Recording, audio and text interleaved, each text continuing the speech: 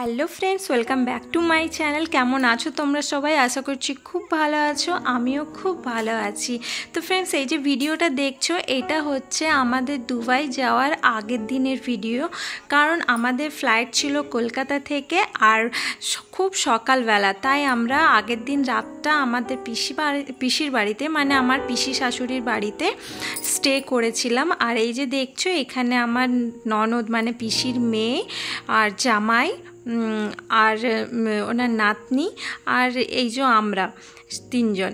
তো আমাদের হঠাৎ প্ল্যানিং হলো যে কালীঘাট পুজো দিতে যাব, মানে কালীঘাট মায়ের দর্শন করতে।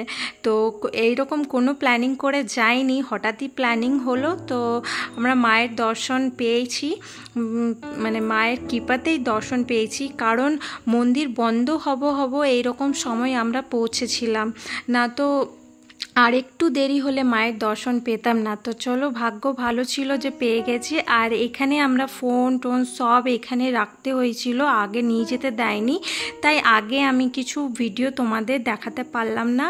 ফ্রেন্ডস, ভিডিও ভালো লাগলে লাইক শেয়ার সাবস্ক্রাইব অবশ্যই করো।